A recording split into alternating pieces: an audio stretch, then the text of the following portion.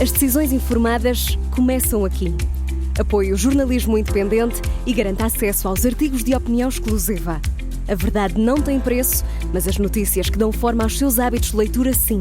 Agora, com 20€ de desconto. Assine em observador.pt.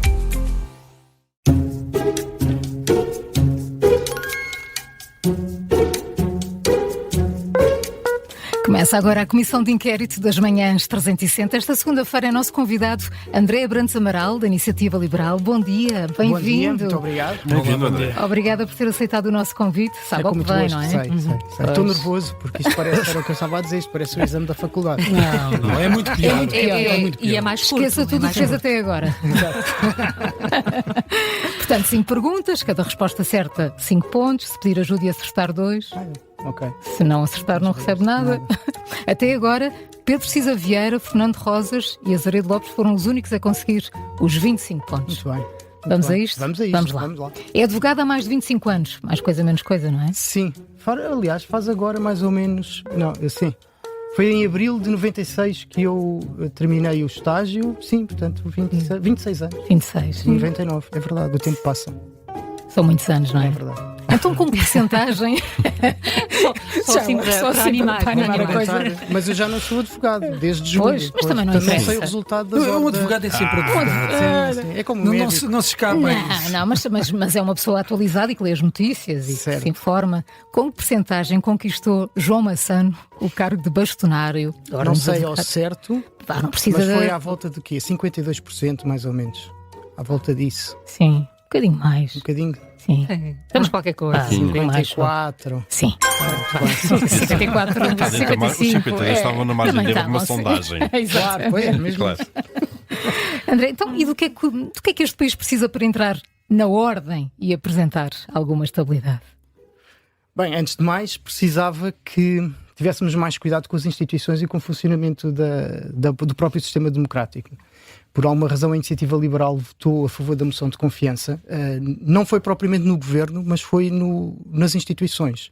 Nós considerávamos que não era necessário que o governo caísse por haverem algumas suspeições sobre o Primeiro-Ministro, porque isto vai colocar em risco, quer dizer, coloca a possibilidade de cada vez que um Primeiro-Ministro houver suspeitas sobre ele, sobre qualquer que seja, nós vamos deitar abaixo o governo, vamos convocar eleições essas tornam publicitos sobre pessoas, não é? Isso é um perigo para a Acha que é isso que democracia. está em causa agora nesta eleição? Não, é uma das coisas que está em causa, sem dúvida, não é? Porque não houve grandes diferenças relativamente ao que aconteceu há um ano, não é? Quer dizer, no país, na situação económica e tudo mais. E nós estamos num processo que é o culminar, melhor, estamos a culminar um processo que começou nos finais do século XX, nos anos 90, que foi um endividamento excessivo. Nós que começámos a consumir mais do que produzíamos.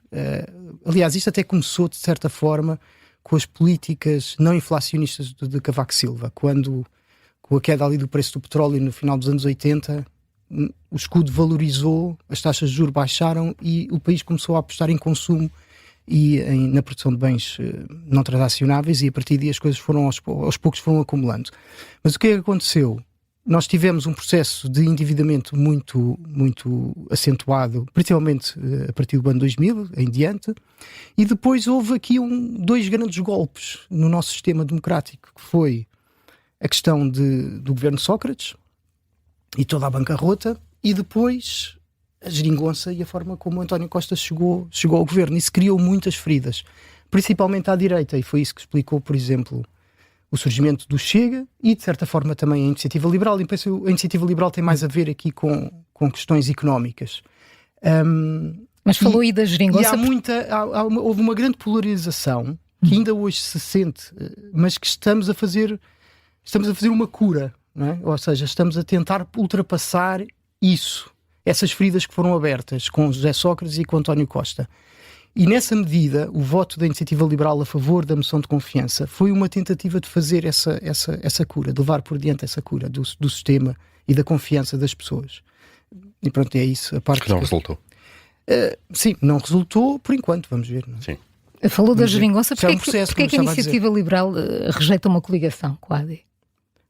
Rejeita uma coligação com a AD, então, porque para já a AD defraudou as expectativas de quem esperava muito mais reformas. não é? É preciso fazer reformas na lei laboral, no arrendamento, é preciso baixar mais os impostos, sem pôr em causa as finanças públicas, naturalmente. Mas a AD não tinha apoio parlamentar para garantir a viabilização de muitas dessas propostas, se as apresentasse. Certo, mas eu não sei se a AD teria essa capacidade, porque o PSD já esteve no governo várias vezes e prometeu várias vezes baixas de impostos, liberalização da economia, e depois nunca faz, porque existe sempre uma razão qualquer para não fazer. E essa razão é eminentemente eleitoral? É eleitoral, e também o PSD é um partido demasiado do sistema. Tem demasiadas pessoas que dependem do sistema como ele funciona, dependem do Estado, e perderam essa capacidade reformista. Mas aí ela estaria disponível para fazer um acordo de governo, por exemplo? Desde que haja reformas, que haja um compromisso a fazer determinadas reformas, nós conseguimos. Acreditam que conseguiriam alterar essa matriz se tivermos poucos votos, não acredito. Se tivermos muitos, tenho a certeza. Isso não tenho dúvidas nenhumas. Houve um almoço nas outras eleições entre Rui Rocha e Luís Montenegro. Não percebemos bem ainda quem pagou a conta. Vamos para outra pergunta. 5 pontos. O André é cabeça de lista por Leiria. Certo. E, portanto, já tem trabalho de campo suficiente para nos dizer onde é que aquele doce típico de Leiria, as brisas do Lis, começaram a ser comercializadas. No café? Como é que se chama esse café? Ainda não chegou a essa parte. Não sei o nome do café. Eu até mesmo da doçaria, quer dizer, não, mesmo se perguntasse em Lisboa, possivelmente não sabia esses pormenores. Só os pastéis de Belém. Então vamos pedir com a ajuda da Carla vai ser. Será no café colonial, café do Pinhal ou café conventual? Eu direi do café do Pinhal. Sou o Pinhal de Leiria. Bem. Era o mais improvável. Café colonial, duas amigas. Agora não. Não, de facto foi no Café Colonial. É a história das brisas do Lis. O Bernardo Blanco chegou a ser também cabeça de lista por Leiria, não está. A Patrícia Gil Vaz também não está. Eles vão fazer falta à Iniciativa Liberal e as saídas deles mostram que a Iniciativa Liberal é mais parecida com os outros partidos do que às vezes diz. Não, eles saíram por razões profissionais, pessoais, que entenderam que estava na altura de alargarem a sua experiência. E eu julgo que é importante porque são pessoas que estão na casa dos 20 e muitos anos, já estão há algum tempo no Parlamento e entenderam que era bom alargar essa experiência e aprender qualquer coisa. Eu estou aqui, eu tenho 52 anos, eu tive 25, 26 anos no setor privado e agora vim para a política, que é algo para mim completamente novo. Trago essa experiência, não tenho tanta experiência política, mas eles estão à procura disso. Isso faz parte um pouco também da cultura da Iniciativa Liberal e eles entenderam isso e eu acho perfeitamente compreensível. Agora eu também recordo uma coisa que é, porque tudo tem uma crítica, ou melhor, depende tudo da perspectiva da tomada das posições. Há 1 ano e há 3 anos o Bernardo Blanco e a Patrícia Gil Vaz eram pessoas extremamente novas e que não tinham experiência nenhuma e que portanto não deviam ir para o Parlamento. E agora são pessoas muito novas e é uma pena estarem a sair do Parlamento. Portanto, quer dizer, isto é tudo uma questão da perspectiva. Eu posso sempre dizer bem ou mal, dependendo... Aliás, como sendo advogado, eu até tenho imensa experiência disso. Olho para uma coisa e digo assim, visto deste prisma, isto é ótimo, mas visto o outro, é péssimo. Mas o partido às vezes nota sinais, mais do que de debate interno, de alguma desunião. Não tem visto isso? Não, a desunião em que sentido? Quer dizer, o desacordo existe sempre, não é? Isso é inevitável. Pronto. E existe o debate. Não é o Chega, não é? Mas às vezes dá a entender que esse debate resulta sempre em fraturas e não no desenvolvimento do partido, porque pessoas que têm sido críticas desta direção, por exemplo, acabam afastadas. Afastadas em que sentido?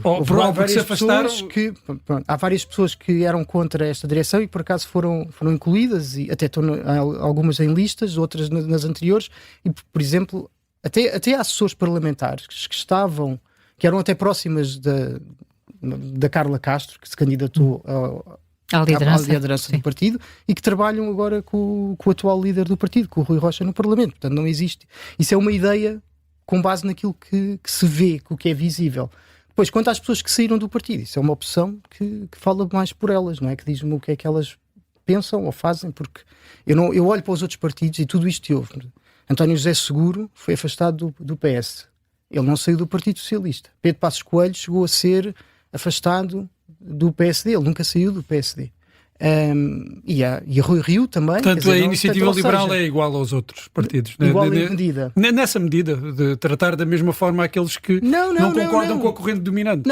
Não, como eu estava a dizer, há pessoas que não concordam, mas que acabam por ser integrados se concordam. Quer dizer, se a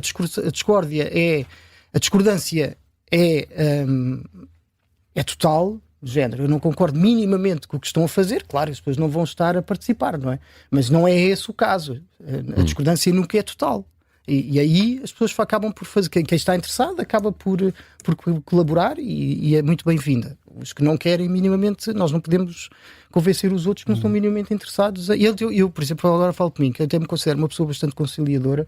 Quer dizer, eu já vi casos, não na Iniciativa Liberal, mas na minha vida profissional, em que eu fui falar com outras partes de processos e a intransigência era total. E chega a uma altura que não é possível. Pronto, não há, mas isso não há nada que a pessoa possa fazer.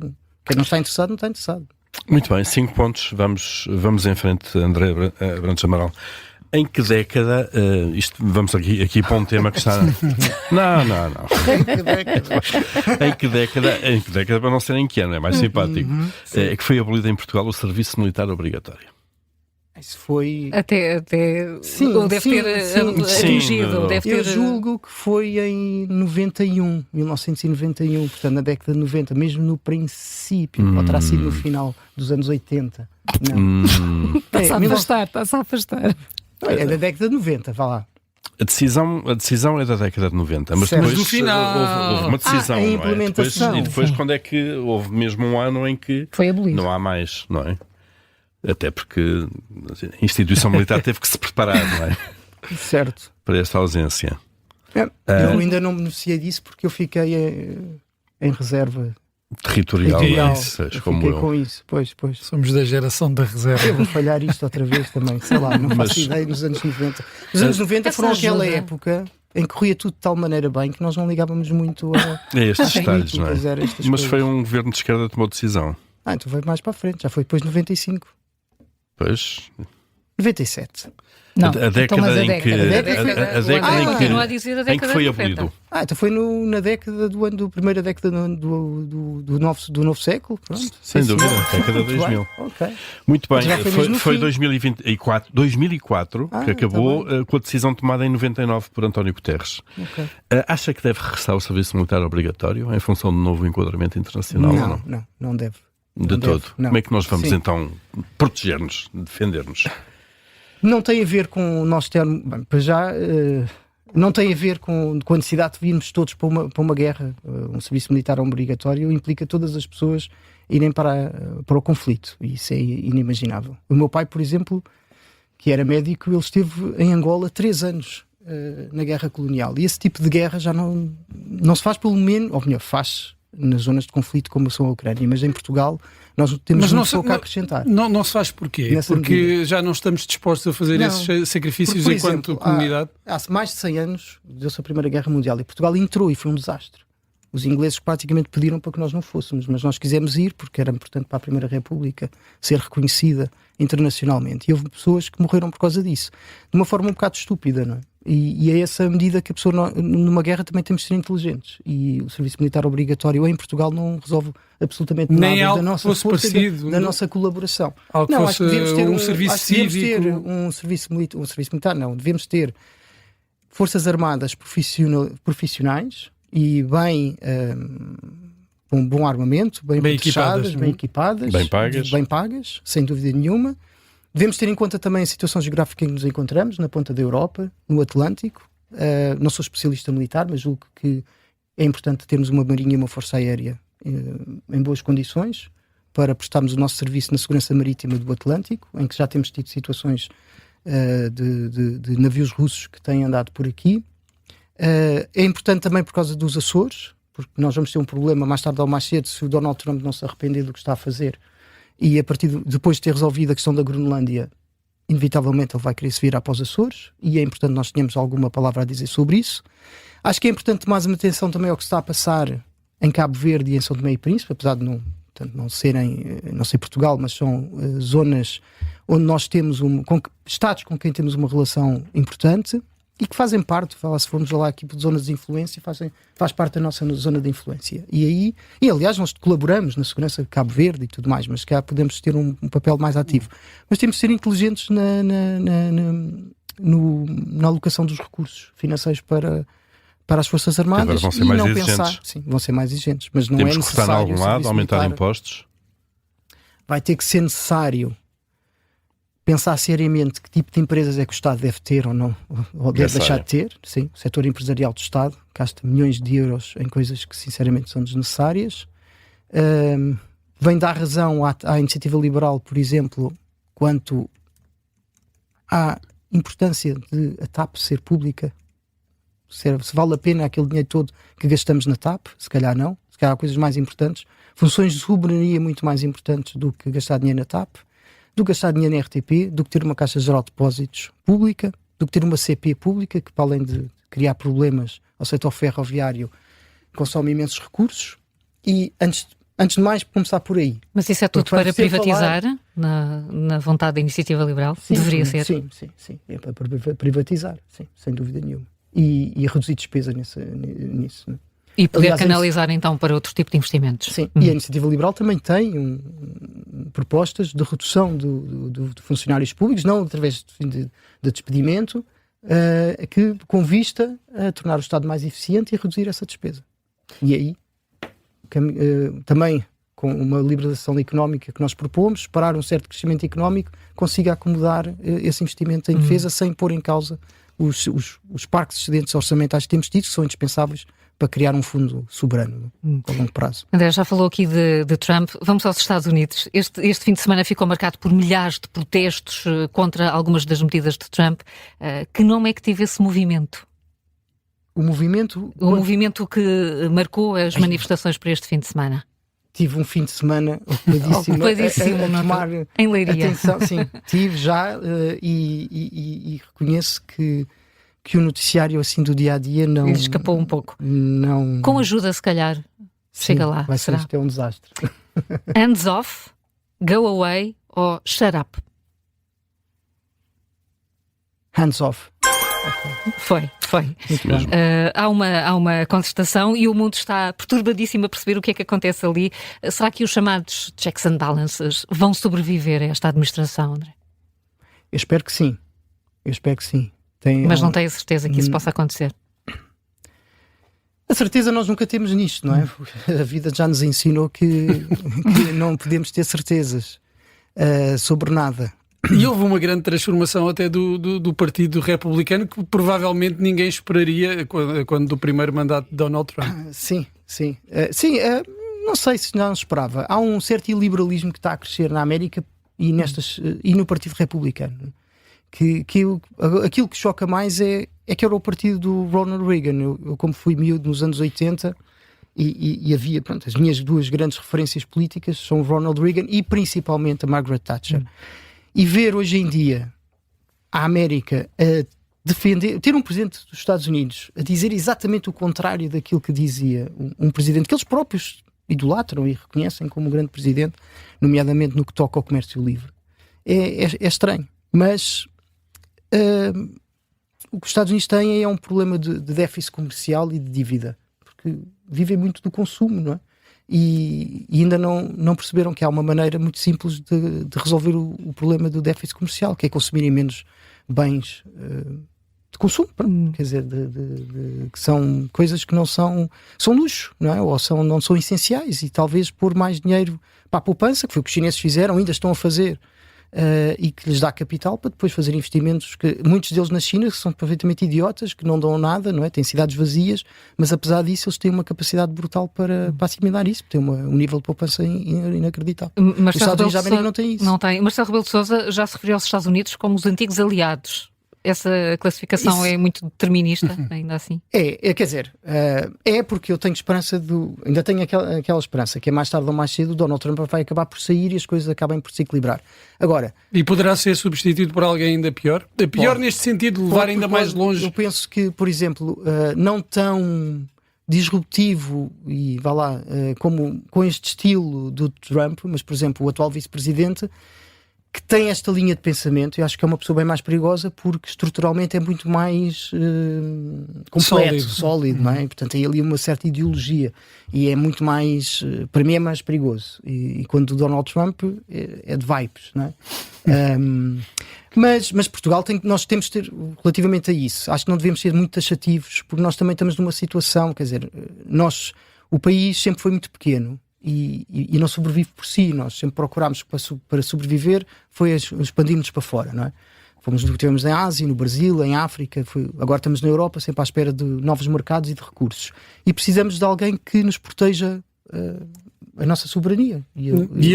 A última pergunta tem... Vamos para a última pergunta, sim, não há muito tempo, já te percebi. Sim, está relacionada com isso. Assim até podia escapar às perguntas, não é? Não, ainda temos esta. Falando. Claro. Tem pouca experiência política, mas já conhece os truques. Já. E é uma pergunta sobre história. Eu andei na Faculdade de Direito, eu fiz muitos exames orais, eu sabia também esticar... Gerir um tempo. Geria.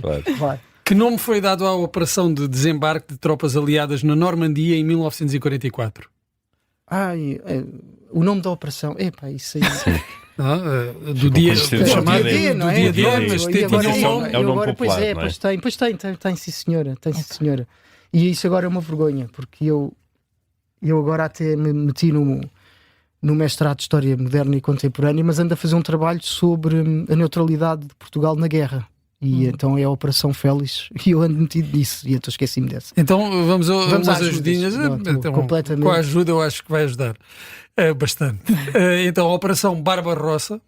Não, essa é da invasão da Rússia. Exato. A Operação Overlord ou Tempestade no Deserto. A Operação Overlord. Está certo. O André há pouco dizia que Portugal está sempre inserido, tem que olhar sempre para quem o proteja. Neste momento estamos inseridos na Europa. A Europa tem futuro, ainda por cima agora com esta questão existencial da aliança com os Estados Unidos ser posta em causa. A Europa tem que ter futuro, como está, não? A União Europeia. Porque senão, se desintegrar, neste momento... tem duas coisas, que é não tem capacidade de defender o seu leste perante a Rússia, e se isso alguma vez acontecesse era a desintegração completa da União Europeia, que levava ao empobrecimento total e completo dos povos europeus, e nós íamos empobrecendo, não íamos ter capacidade de fazer investimentos, de inovar tecnologicamente e passávamos a ser um pouco aquilo que aconteceu às cidades-estado da Grécia Antiga, e acabávamos por ser dominados por impérios de fora, que neste caso os Estados Unidos da América e a China. Mas uma Europa capaz de se defender também não é uma Europa que vai ter de sofrer mudanças, ou seja, com uma liderança mais assumida de países como a França ou a Alemanha. Sem dúvida. Aliás, os franceses há muito tempo que pensavam nisso. O François Hollande tinha um projeto que era de criar uma Europa a duas velocidades. Chegava a falar, isto era com a Alemanha. Assumidamente. De uma forma assumida. E ele preparou e pensou isso. E não fez, pronto, claro, porque fomos sempre adiante, não havia assim grande urgência.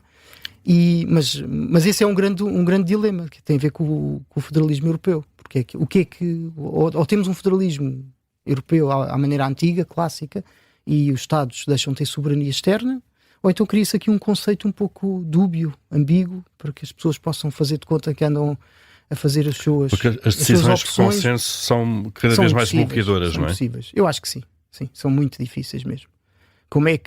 Porque a União Europeia, como existe, foi feita por um período de paz, não foi feita por um período de guerra. Exatamente. Isso. Mais uma pergunta. Não, fechamos. Agora é agradecer. Ok, já foram obrigado. 5 perguntas, 14 pontos. 14 pontos. É um balanço positivo. Assim, quantos pontos? 15? 14. 14 14 a 25. Está bem. Está na média. Não é muito bom. E não eram fáceis. de facto. Não vai ter de ir oral. André Brandes Amaral, muito obrigada por ter aceitado o convite. Obrigado. A Comissão de Inquérito regressa na quarta-feira.